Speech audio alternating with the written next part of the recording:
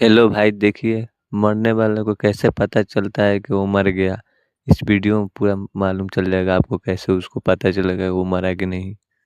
मरने वाले को कैसे पता चलता है कि वो मर गया है। मरने वाला शुरू में ये नहीं जान पाता कि वो मर गया है। उसे लगता है जैसे वो सपना देख रहा है कि वो मर रहा है। वो खुद को रोते देखता है, गुस्स देते देखता है, कफन पहनाते और कब्र में उतारते देखता है। जब उसे जमीन पर लिटाया जाता है तो उसे हमेशा की तरह यूं लगता है जैसे वो सपना देख रहा हो। फिर वो चीखता है मगर कोई उसकी चीख नहीं सुनता। बाद में जब सब लोग चले जाते हैं और वो कब्र में अकेला रह जाता है तो अल्लाह उसकी रूह वापस कर देता है। वो अपनी आंखें खोलता है और अपने बुरे ख्वाब से जाग जाता है। शुरू में वो खुशी होता है और शुक्र अदा करता है कि जो कुछ वो सह रहा था वो बस एक डरावना ख्वाब था और अब वो नींद से जाग गया है। फिर वो अपने जिस्म को छूने लगता है जो अभी कफन में लिपटा होता है तो हैरत से सवाल करने लगता है, मेरी कमीज कहाँ है, मेरे कपड़े कहाँ हैं? फिर वो कहता है, मैं कहाँ हूँ, ये जगह कौन सी है, हर तरफ मिट्टी और गंदगी की बू क्यों आ रही है, मैं यहाँ क्या कर रहा हूँ। फिर आहिस्ता आहिस्ता उसे एहसास होता है कि वो जमीन के नीचे है और जो कुछ वो देख रहा है ये कोई सपना नहीं। लेकिन उसे समझ आ जाता है कि वो वाकई मर चुका है। वो अपनी पूरी आवाज निकाल कर चीखता है, अपने रिश्तेदारों को पुकारता है जो उसके ख्याल में उसे बचा सकते थे। माँ,